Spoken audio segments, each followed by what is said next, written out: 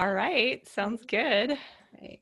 So, Brody, thank you so much for your time and for, just first of all, just thank you for everything that you do. I've watched your work for quite a few years now. You've got this incredible podcast. You've made all these really incredible courses.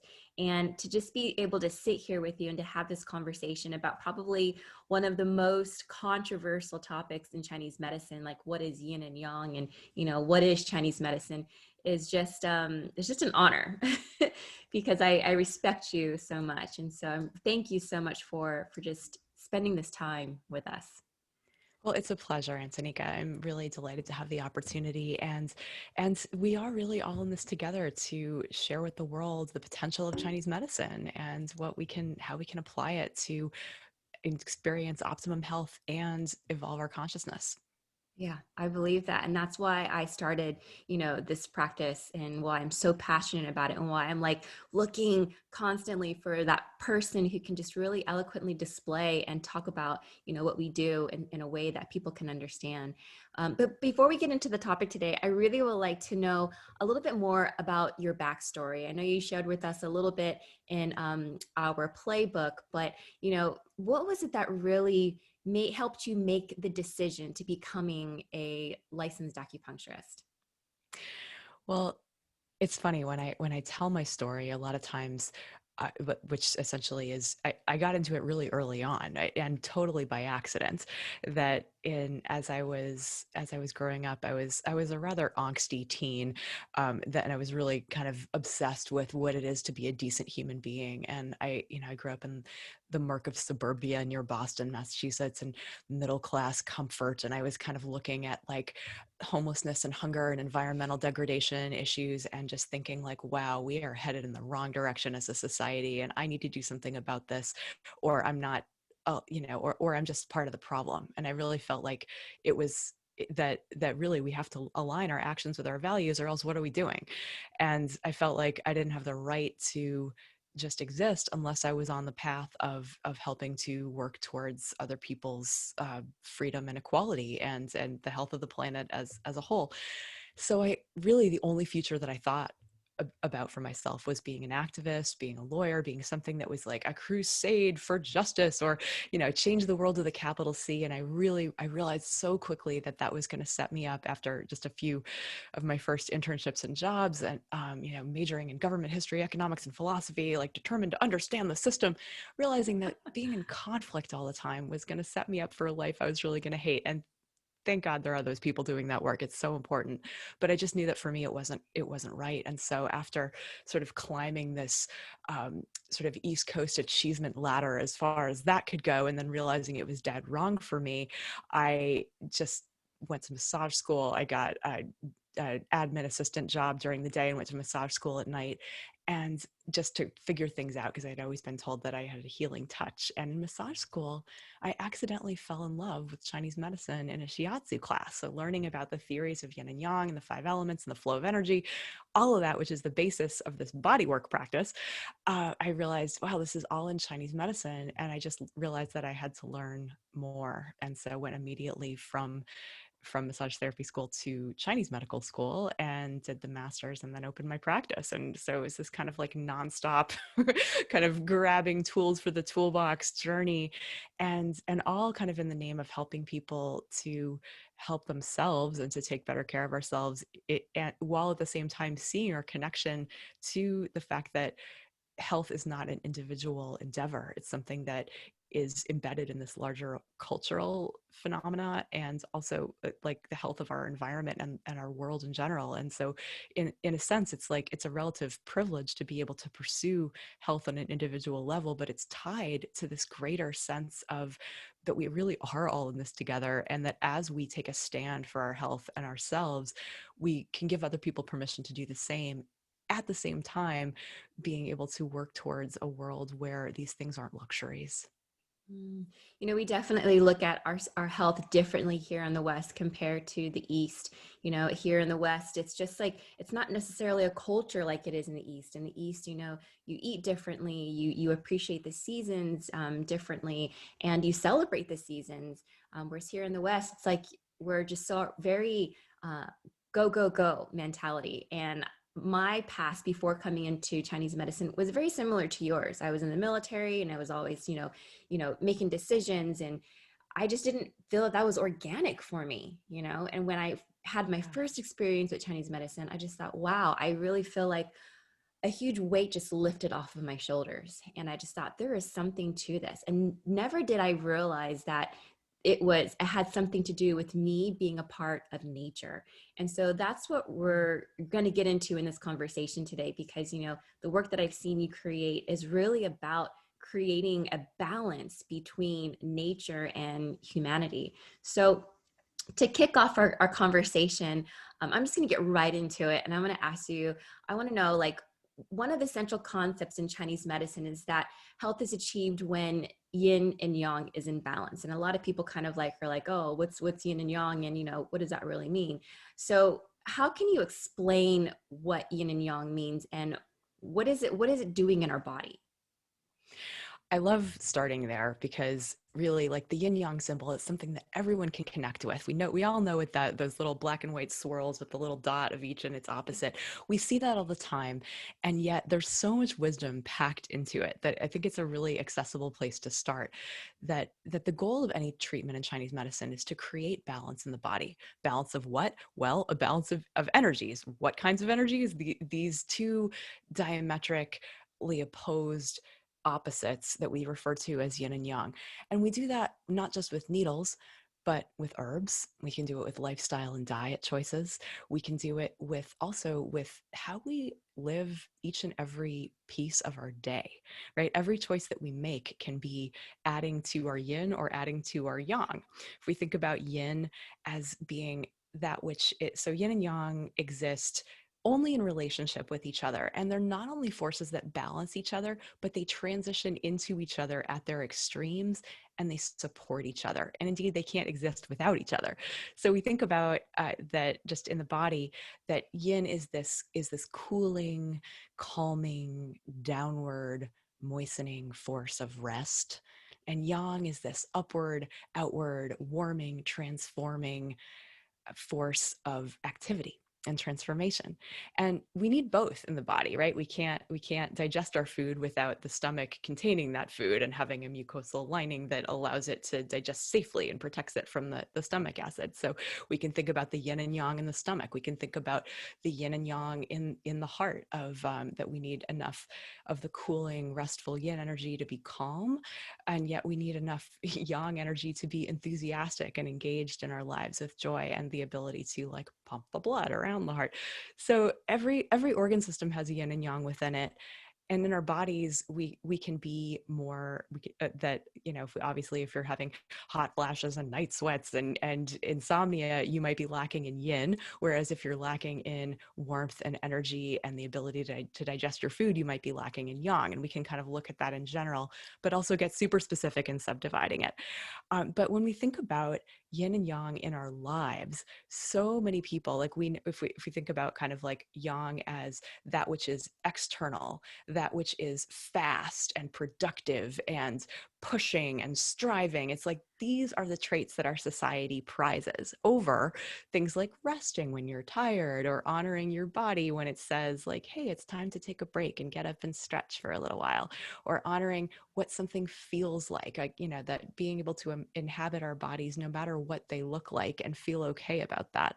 So if our society prizes the speed and the productivity and the externals at the expense of the rest, the slowness, the ability to be present, the ability to savor, the ability to simply just be without the doing, then this creates an imbalance. Like, we demonize ourselves for simple basic needs. We're tempted to override our wisdom of our bodies, of our souls, of our innate intelligence in service of something else, right? In service of something is instilled in us, either to keep us safe or to make us money or to do what we think we need to do in order to be successful or to survive in the world.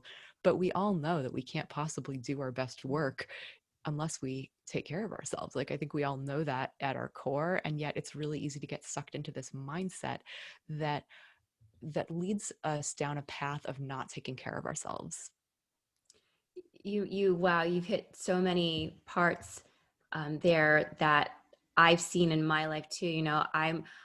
I'm guilty of living that very rajasic lifestyle, go, go, go, go, go. And I think when we're young, we have that energy and we have so much ambition. But then that's when you get like the type A personality and the type B personality. And I'm definitely like a type A, very driven personality. Um, Another thing that I want to mention is that in all of the years that I traveled and all the places that I traveled, I've been very, I guess, passionate about how, for example, the Spanish culture, they have that siesta, that like four Yeah. hours in the middle of the day where you just kind of like spend time with family and you rest and you enjoy the day. And when I came back to the United States, long after my studies and my travels abroad, I just kind of feel like I went into a culture shock because I was just so like unfamiliar with this like go go go mentality and having to have 2 to 3 jobs and go to school. And I'm just like, sometimes I don't even know how like moms do it.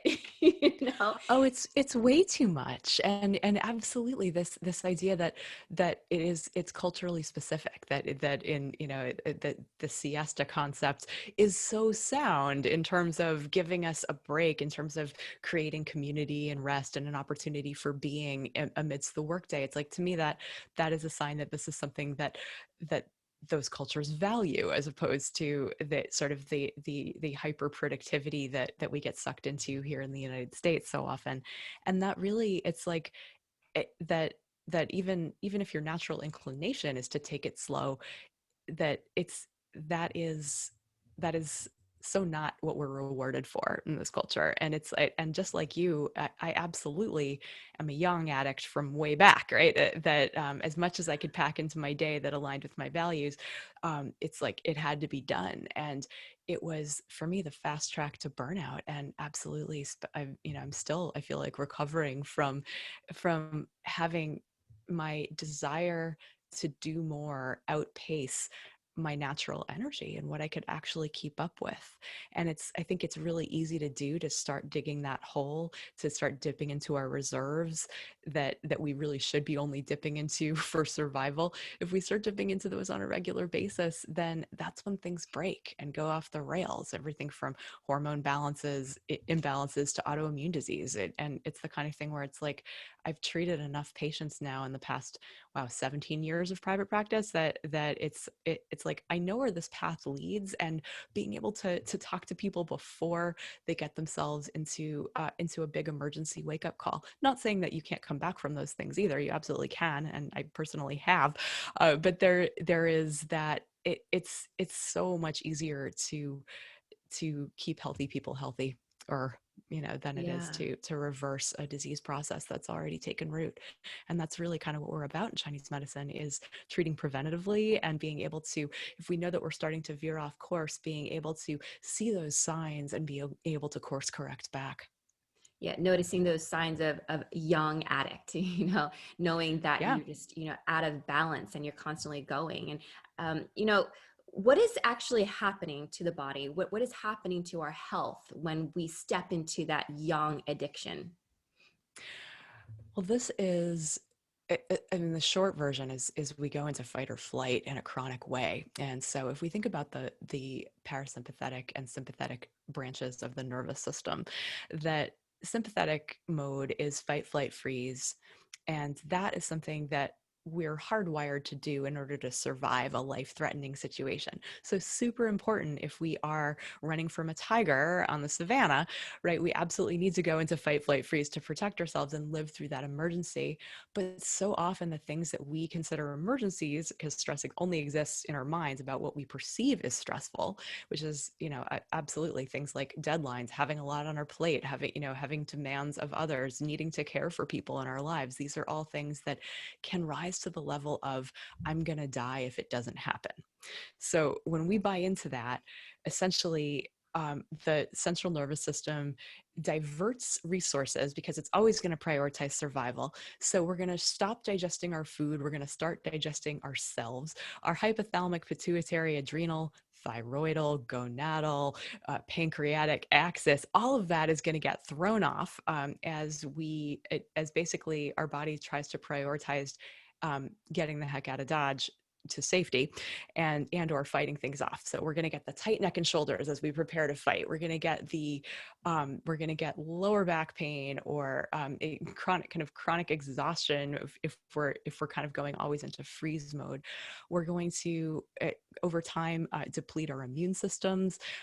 Hormone balance, it gets all screwed up. We're putting ourselves at higher risk for cardiovascular diseases. We often, if we're spending our whole lives in this panic, right, the shallow breathing, the tightness in the chest, we're going to have difficulty unwinding at the end of the day, relaxing enough to go to sleep. We're going to experience sugar cravings and crashes.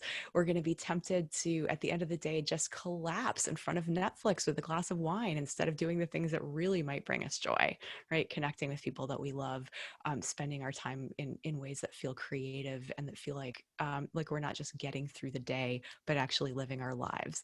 So that's something that I see with so many of my clients, both in the acupuncture clinic and in the coaching realm, that we spend so much time in fight or flight that then it's like maybe it shows up for some people as menstrual issues or fertility issues or digestive issues or chronic immune challenges. And it's like it doesn't really almost matter how it shows up. The root is so often the same, which is this kind of like overdrive, and that quickly leads to overwhelm and burnout, and also things like depression and anxiety.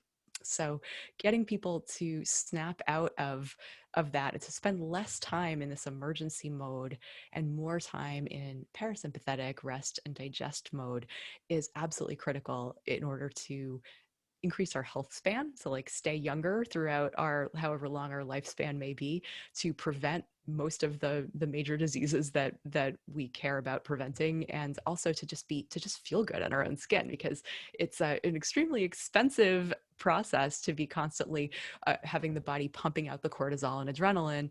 There's no off switch for that. We just have to let it course through our systems, and so it can be really depleting overall. I get that so much. I mean, whenever I'm in my practice alone, I feel like majority of the people, I would say like 90% of the people who come to me, well, basically, first of all, they're on vacation because I work on a cruise ship. And when they come to me, when you think about vacation, you think, oh, I just get to leave all my worries behind and I'm just gonna have a great time. But then they come and they're like, got this back pain and then they're stressed out and they can't relax. And it's just like, I feel like 90% of my patients, I have to treat them for that to just calm down the mind. And once they've calmed down the mind, they've kind of like are able to restore and reset. And I find that then I can work on the root cause, the deeper cause to help them, Yeah. come kind of coil out of the deficiency that they're experiencing that was caused by this, like, over this fight or flight, over accumulation of like yang energy. So in your practice you do quite a few things. How do you help people break out of this young addiction? Well, it's really a mindset shift that's required, because like well, at first I believed that if I just racked up all these tools in my toolbox, that I would be better able to help everyone in my practice. So I was racking up the teacher certifications for yoga and meditation and qigong and aroma acupoint therapy, and like all these little ways of and several coaching certifications, all these things to empower other people to take care of themselves. But what I found is that seeing people once a month, for kind of maintenance, ongoing care, that these very motivated, very intelligent, primarily women who would come in to see me, would I would ask them how it went with that meditation practice or that new change in their exercise schedule or their eating schedule. And it's they would say kind of shamefully, like, well, I did great for the first few days, and then life happened, and it kind of fell away. And I was realizing that life is always going to happen, right? There's never a really easy time for us to prioritize the things that we all know we need to do to take care of ourselves. And so really it starts with a mindset. And this is kind of where again, I'll bust out the yin yang symbol, and I'll have them look at yin and yang and recognize like, okay, well, what's important to you? And they'll say things like, well, I really want to do a good job in my profession. I want to get a promotion, or I really want to like excel at this presentation, or I want to be really like there for my kids or there for my partner. And, so these values of like really showing up at work or really showing up for other people in their lives. And they're trying to do it by spending extra hours at the computer, working late, trying to just cram in more and more work and more effort, and finding that they're just exhausted. And so this idea that actually doing less will actually make you more productive, that taking breaks is going to increase your productivity. We can all feel into what it's like to be sleep deprived for 4 nights in a row, right? Just feel into that. Like it's 4 nights, you've had 3 or 4 hours of sleep many nights in a row. And then are you going to be able to deliver your A game Heck at no. work? Right. Probably not. That's like a pretty high ask of yourself versus if you actually went to bed early, if you got up and did your exercise, your meditation, if you spent time journaling, really figuring out what was going to move the needle on your day so that you could see the results of your own effort and not just feel like life is this exhausting treadmill, that you're so much able to be sharp, creative, and productive. Like yin, rest, taking care of the body, enables yang, productivity, creativity, mental expansiveness, right? Creative capacity. Also, similarly, engenders our ability to be present, right? It gives back to us. And so helping people see that kind of like this idea that more yang leads to better outcomes, it just is a fallacy. That actually when we lean into yin, when we get good solid rest, then we're able to bounce from there into productivity mode in a much more powerful way. And so like we know this because like the darkest part of the night is right before the dawn. We know this that like in cycles of nature that we go into the darkest part of the year, and then that gives birth to spring. And so everything gives birth to its opposite, which is right there in the yin yang symbol.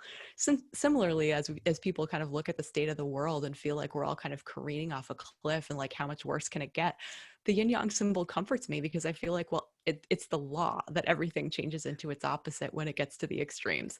So we just got to hang in there because everything is already catalyzing its opposite. Everything is already working towards giving birth to the very thing that's going to be medicine for what's going on now. So I really like to start with mindset and helping people get that it's the simple daily habits of resilience that set us up for never having to bite the hook of stress, from recognizing that daily emergencies aren't actually threats to our survival. They're just threats to who we think we need to be in the world in order to be okay. And so just basic things that we can do in the mornings, for example, if you can start your day with yourself at the top of your own to-do list, you are far more likely to stay there.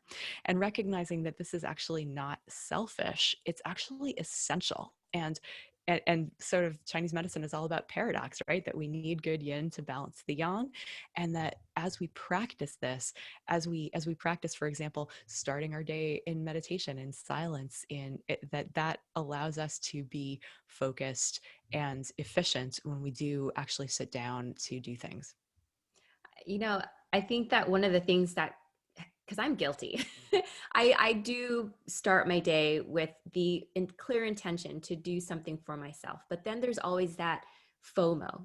Am I missing out on something else? And then there's a distraction that kicks in. And it's kind of like, whoa, by the end of the day, I'm thinking, did I actually get done and accomplish what I wanted to? And, what did I do at the very beginning of my day to actually to start that momentum? So it's like almost a challenge to recognize that when we are, not giving ourselves that time that we need, not knowing how to recognize like what being a yang addict really is.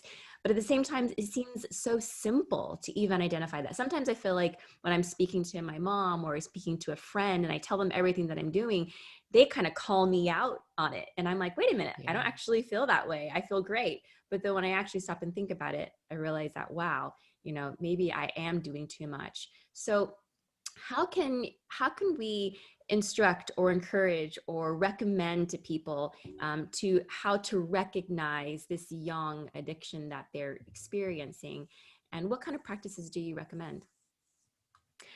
Well, to recognize it, I look first at what is supporting your sense of self, right? Is can you be okay? Like, what if you just did nothing today? Like, would you still be okay? Or would that feel really scary? It would feel You know, really uncomfortable. yeah, it would feel uncomfortable for me too. This is still like that, we teach what we most need to learn. So I've been on this journey for quite a while of having self-compassion, and letting it be okay to simply exist and do what makes me happy, what's good for my soul, what's good for my body, what makes me feel great. And so it's like if I believe that I have the right to take care of myself, then and I'm able to move through the day from moment to moment from a place of ease and centeredness, then I'm not biting the hook of yang addiction. When I'm biting the hook of yang addiction, I believe that I can't rest until all the work is done, that I can't take a break, that I need to blow off or shortchange my workout or my meditation practice because in service of production, right? This idea that discounting the beingness, discounting the internal, the soul, the body, at the expense of or just in service of how much can I get done, how much can I produce, how fast can I do it, what does it look like instead of what does it feel like. And so that basically, if this is challenging for you, if you go through a day overriding your simple basic needs to like eat and sleep and rest and even just go to the bathroom, right? That just it can start with absolutely dead simple things. It's not rocket science, but a lot of times it's like these are really super simple habits of self-care. And when I'm talking about self-care, I'm not talking about the occasional spa day or pedicure, much as those are lovely things. Those are kind of like the empty calories of self-care. They're a treat.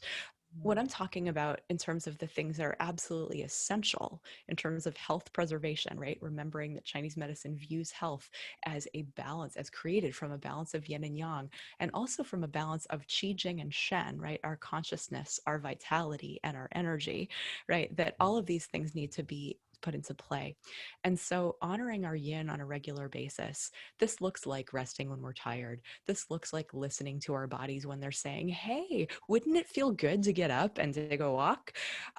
Basically, when I find myself eating over the sink, right? That's a moment that I'm never proud of, right? If someone were to walk in and like observe me like shoveling down my lunch over the sink instead of taking a plate, sitting my ass down, and actually like taking a breath and enjoying and spending 20 minutes eating and digesting, it's like to me that latter is how a self-respecting woman would be acting, right? The shoveling food into my face over the sink, probably not something I'm super proud of. And if some guy were to come over to me and be like, I don't care how tired you are, you can't get up and take a break until you finish this email, I would be like, excuse me? Like, excuse me, what now? Like that is not okay to say to me. And I would tell him off. But when that voice comes from my own head, I'm like, oh, you're totally right. And that is an old outdated pattern. That is yang addiction at its core, essentially like prioritizing the doing over the being. And so it's the kind of thing where like just really treating ourselves, really embodying self-respect is something that we do when we honor our bodies and minds and spirits moment to moment. And it can be as starting as simple as a 5-minute practice of breathing and meditating and priority setting in the morning. That could be just one taking maybe 2 minutes to breathe, 1 minute to meditate, 1 minute to chart your course for the day about like what matters to me and where am I going to put my energy. Because if I have a to-do list 10 things long and I don't accomplish it, I'm reinforcing a sense that I'm not doing enough, right? That's just perpetuating yang addiction. But if I can get clear on where I want to spend my precious life force today, then I'm much more likely to be able to feel like good about what I've accomplished, and at the same time really allowing myself the time that I need in order to do the things that make me feel good. So for me, exercise is a huge one. It's like when I'm exercising, I get endorphins, I can feel much more relaxed and at peace. And so starting my day with just a 30-minute yoga practice can mean the difference between me feeling like I had a great day, right? Or just that I was that I didn't really, or having like a day that feels just blah, and like I just kind of survived, but I didn't really do anything to connect to myself. I didn't really do anything to make me feel good. Plus, after yoga, I've oxygenated my brain. I'm really in a state where that yin and yang is really balanced. And so one of the things that I recommend to people to start small in implementing these things is that, like, we're not creatures of willpower, we are creatures of habit. And so understanding how to create a really solid groove in our lives that we can just fall into, that like a new rut, except a rut that's going to be supportive, not one that drags us down. So really automating the right things. If 40% of our days are spent on autopilot, they're happening without our conscious thought, we need to really be intentional about what those habits are, and making sure that in our daily lives, if we have like this streamlined morning routine where all of the basics of self-care are covered, then it's not like when willpower runs out at the end of the day and we've like left it all at work or left it all with the people that we're taking care of, then it like we have very little energy left over to start something new or start something hard, which it absolutely is, because it's not, we don't have the support in our culture to actually do these things. So I really recommend, in my coaching programs, we have this mantra that mornings are mine. If you start with your important self-care practices in the morning, you are far more likely to value yourself and honor your yin throughout the day. I feel like, we are in a state where shelter in places lasted a lot longer than maybe most of us would really have wanted it to. But in a way, I feel like it's happened for all of us, for humanity, because we're just a rajasic world constantly going. And I really love how you clearly define the difference between self-care and self-respect, because, going back to, for example, when you're on vacation, what do you do when you're on vacation? You go and you get a massage and you go and relax, you go and hang out by the pool or by the beach. But like, those aren't practices that should just happen when you are taking time out during that 7 days or that 3 days. Exactly. Incorporating that self practice every single day, even if it's just a little something, really identifies clearly what self-care is and what self-respect is. I'm I love how you're so not only interested in helping people, but helping people manage stress and evolve their consciousness with the principles of Chinese medicine.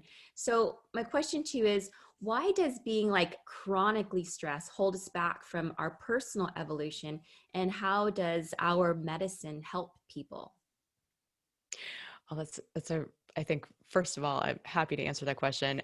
But just to just to reflect on what you just said about being on vacation, that's the exception, not the rule, right? And so it's like it's an awesome thing to take regular vacations and to do these things occasionally, but so much better to create a life that you don't need a vacation from, right? And that absolutely is the distinction I'm going for, is that true self-care is embodying self-respect on a regular basis, not making it an exceptional one. And so what causes us to override our sense that we can take care of ourselves? That the thing that pulls us away from that sort of being seated in ourselves, which is Ayurveda's definition of health, right? That being able to really feel like we have a right um, to be present in our own skin, right? That when we feel open and able to serve, that chronic stress, when we feel stressed, we necessarily contract, right? That's literally the first thing that happens, is everything gets tight, right? We are in a contracted state because we're alarmed, because we're on the lookout for danger. And that pulls us into this lizard brain, right? This sort of primitive part of our brain that has adapted with the reptiles and the mammals, that really we are concerned with survival. And the same practices that help us survive are not the same practices that help us thrive and evolve.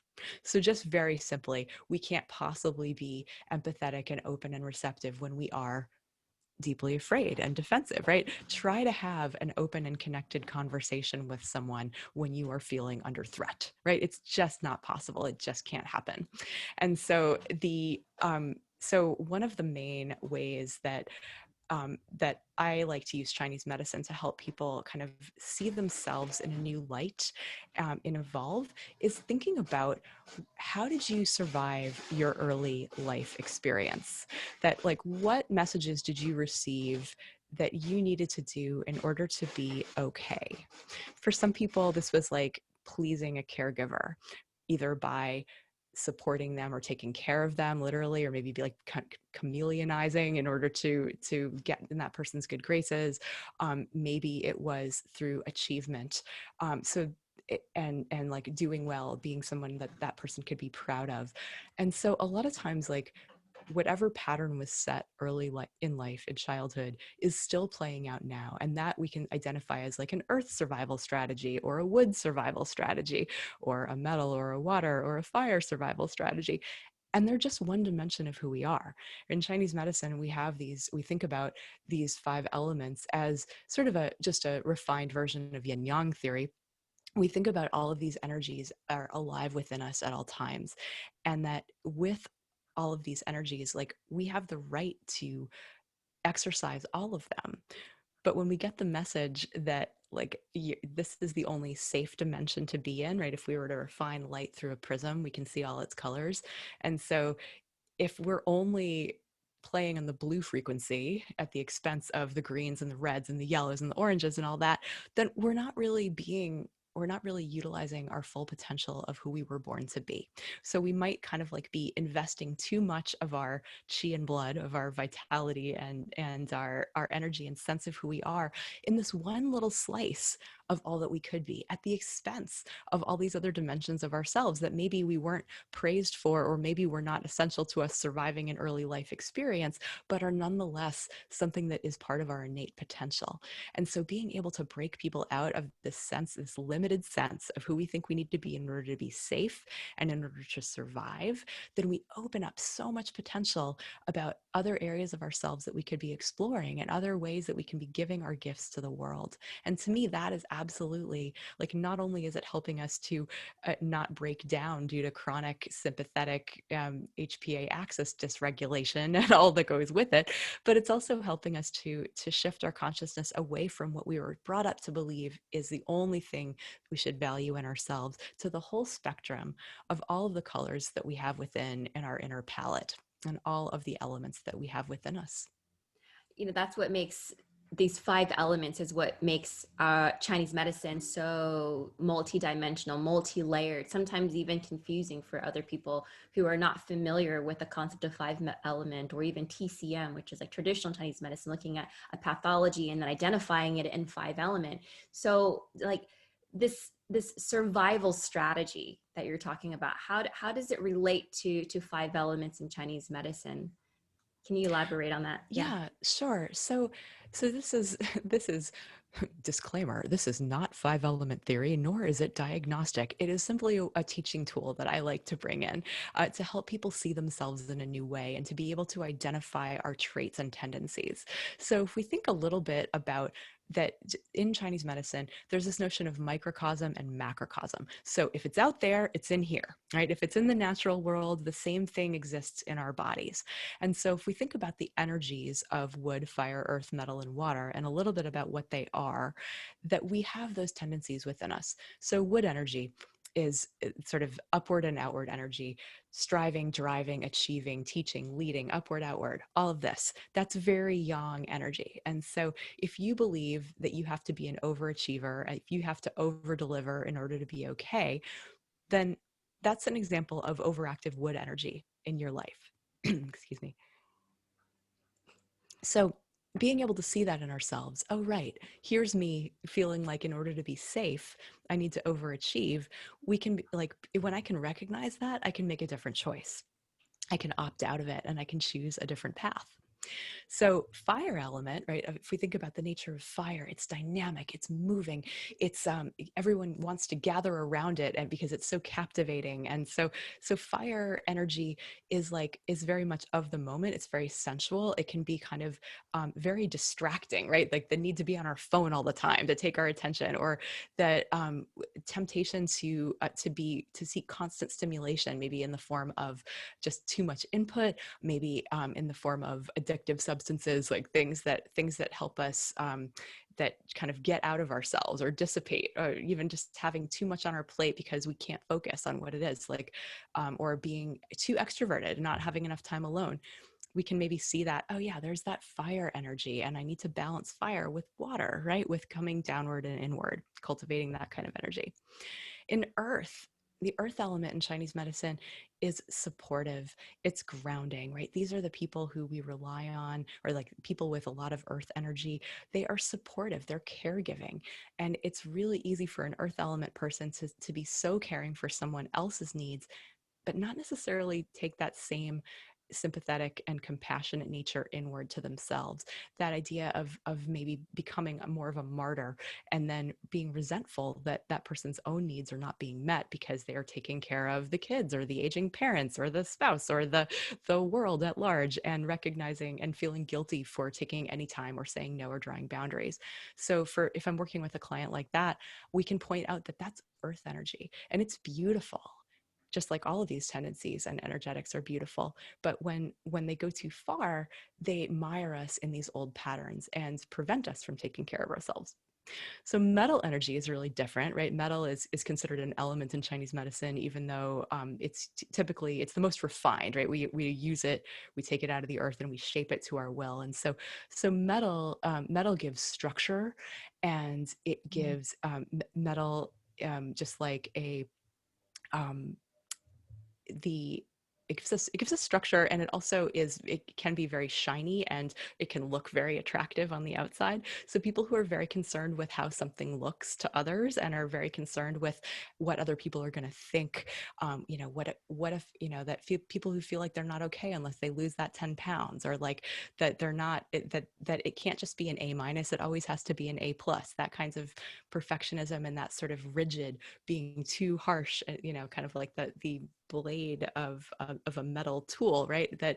That when we are too rigid, when we are holding ourselves to too tight of standards, um, or when we are too rigid and structured with ourselves, when we deny ourselves the freedom to kind of like what you were saying about the military, to live a more organic life, that may be an example of metal energy coming in too harshly, and recognizing that, like, wow, well, the energy that can keep metal in check is fire. Maybe this person needs a little bit more spontaneity, in which case I'll encourage them to put on their schedule time to be spontaneous, right? Water element, water seeks its own level. Water tends to be, it's the most yin of the elements, and because the movement of water tends to be downward and inward, water you can be sometimes like easily defeated or stuck in inaction, or feeling like, oh, I have all these ideas, if I could just get going, or like, but maybe I can't do it. Like people who kind of defeat themselves before they even try, or tend to withdraw from support that they need from others, or from connection to other people, or just spending that time feeling like they're not worthy of speaking their truth, of doing what they want to do in the world.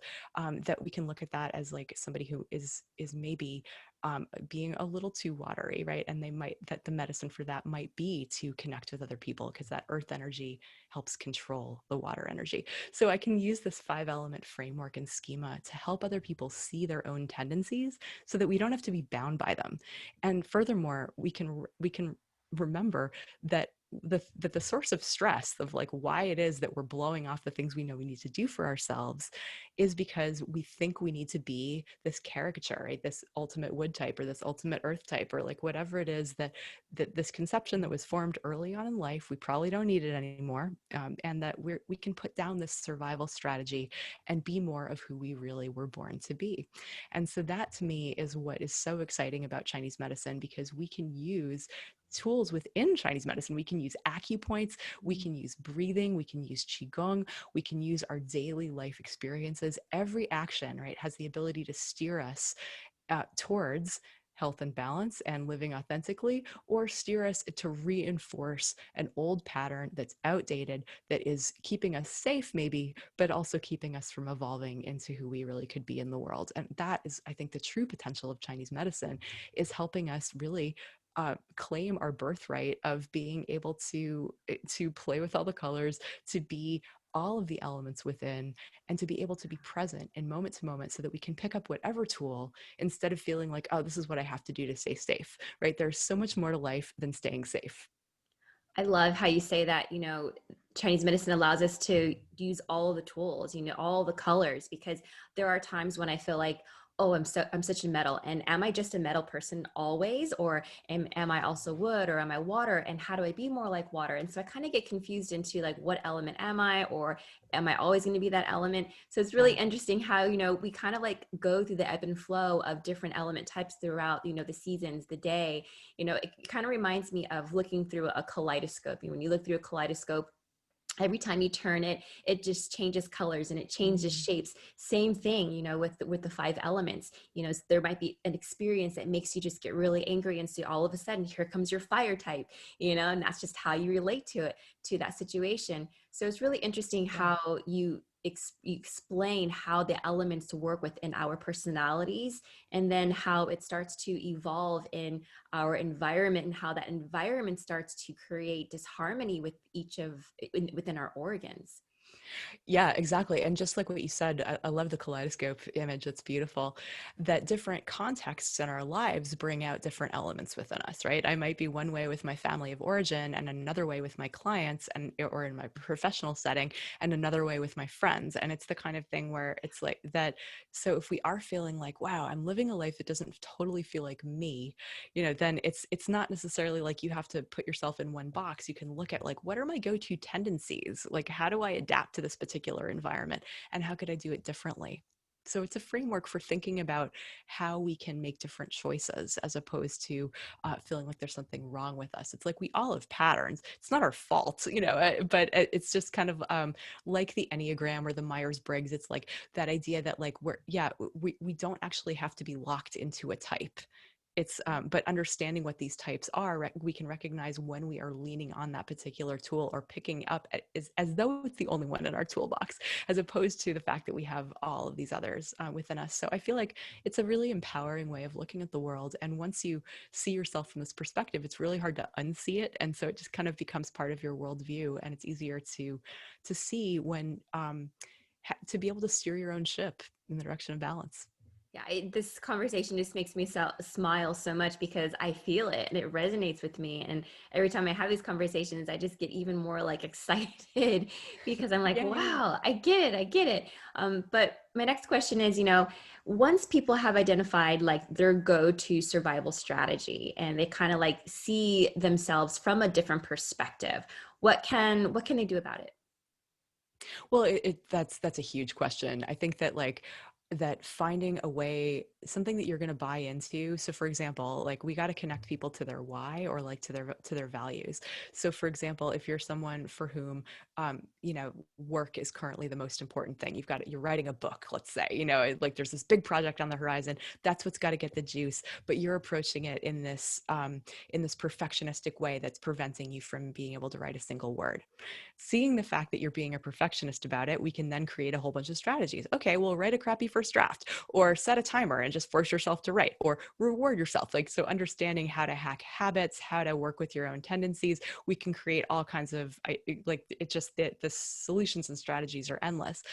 But unless we understand kind of what that tendency is, we're at a loss for how to break the pattern, right? If someone's writing a book and they're operating from a wood element perspective, where they're just chaining themselves to the computer and seeing and expecting that like their creativity will happen even after 12 hours of sitting there, it's like, okay, well, what are you buying into that's preventing you from this goal? Well, you're buying into the fact that working more makes you more productive, which it isn't. So then I work with that person in a very different way of saying like, okay, well, how can you how can we work with minimums and maximums? How can you recognize like that, setting timers to take breaks, forcing yourself to get up and do other things to allow your subconscious to work on it. Because it's really, obviously the 40-hour work week is created for the industrial revolution and machines, not human beings. So things like that, where it's like helping people see their thinking errors so that we can make different lifestyle suggestions. And this is kind of where like for me, the understanding habit change, understanding neuroscience, understanding what it is that we need, how do we can work with our human apparatus so that we can essentially hack our way to a different solution. So it's going to be the solutions are going to be very personal depending on who you are as an individual. And there's also certain things that I think are just the practices that we all need in order to embody self-respect. And those are the basics, right? Making sure that we're getting enough sleep, making sure that we're nourishing ourselves with fuel that we can digest, like good quality nutrition where we're not like grazing on crap all the time in junk food, that we're hydrated, that we're moving, that we're finding a way of connecting with other people as well as having time for ourselves, that we're managing stress and emotions. So it's like there are these sort of basic sort of recommended daily requirements that we all have for the things that are sort of nutritious practices that enable us to have thriving health. But then there's also within that core practices that sort of enable all the others, that what's known as a keystone habit. So the idea that like for me, if it's exercise, that actually for me it's sleep. If I have a terrible night's sleep, I'm going to be less inclined to work out. I'm going to be more inclined to rely on sugar and caffeine to get through my day. I'm going to be like, because I likely did not get a great workout, it's going to be harder for me to fall asleep, and it's just going to keep me in this cycle of blah as far as my habits go. So recognizing like not only my tendencies but also what could really be provide the leverage that makes all the other healthy habits easier. And so that's one of those where it's a self-study practice of kind of getting to know ourselves and what's really going to make a difference to unlock the potential for other things to become easier and more automated. And you have created quite a bit of work around this. You talk about this quite a bit as well, and I on do. your other platforms. So, where can people get more information about the things that you do, and how can others learn more about the work that you created? Well, I have a podcast called A Healthy Curiosity, and I'm proud to say it's been 4 years in the running, and it has Woohoo! over 200 episodes to choose from. So, but mainly, I'm not super active on social media, but the main hub for getting to know me and my work is brodywelch.com, Brody with an IE and Welch with a CH. And I've got coaching programs, Level Up Your Life. I've got classes, Basics of Chinese Medicine, online Qigong class called 12 Treasures. But you can also work with me one-on-one, and you can also just check out the podcast and search for whatever topic may interest you, because I pretty much always love to tie it back to things like Chinese medicine and how we can embody self-respect for real. Wow, I could have this conversation for hours with you. I wish I was like closer to you so I can just like pop in and be like, "Hey, you want to go for lunch?" I would love that. Maybe Because someday in the post-COVID world when we can yeah, travel again.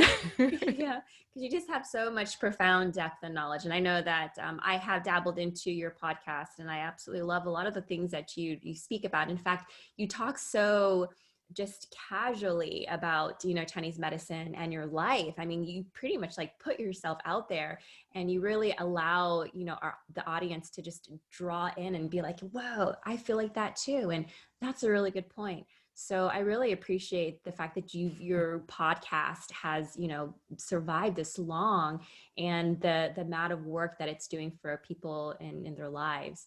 So I just want to thank you and congratulate you on that 4 year Thank you. anniversary. It is a pleasure, and it is really important. I think there's lots of doctors and acupuncturists and nurses and all kinds of health professionals who listen to the podcast on a regular basis. And I think that just it's so important, especially for those of us in the healing arts, to remember that we are human beings as well. We are also on a journey of trying to balance our service to the world with how we can live our lives with joy and with health and give our gifts to the world without burning out. And that there's like that I'm not a guru. I don't have it all figured out. But I certainly have spent a lot of time, money, and energy in trying to work with others, and I learn from everybody that I work with. And so being able to like put it out there as like a fellow traveler on the path right here with you, with so much love and empathy, and the fact that like I've had my own mysterious health challenges, I think it's like just it's humbling. And it's also, I think, just there is no one who is exempt from from stress, from struggle, and from trying to figure it out. And that really, like, so many times we get the message that if we're struggling with a health challenge, that we're doing something wrong or it's somehow our fault. And that's absolutely not true.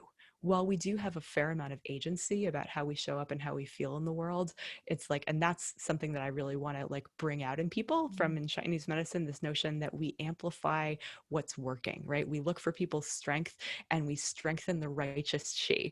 And so, like, yes, no matter what kind of cards we were dealt, no matter what sort of diagnosis you may have been handed, and whatever challenges and struggles, it's like it may not be your fault. And at the same time, you do have agency about what you do with that. And so being able to show up with compassion and with strategy to help others is totally my life's work, and it is a huge privilege to be able to share it with the people that it can hopefully help in forums like this, and with people like you who are doing the same thing in a different way. Wow, thank you so much. You've got your coaching program, you've got the podcast, there's a lot of information out there on the internet about you. Um, is there anything, any message that you could give to our audience, and any recommendation that you could give, and to close our discussion for today? What would you want to share with them? I want to remind you, if you're listening, that you're worth taking care of. And I want you to take care of yourself the way that you would want your best friend, your sister, your brother, your mother, your father, your spouse, whoever, your cat, like whoever it is that you love the most in the world. I want you to take care of you like like you would want that person to take care of themselves. Fantastic. Thank you so much, Brody, for being with us and your time. What awesome knowledge and wisdom. This It's is, a true pleasure. Thank you so much for the opportunity. yeah.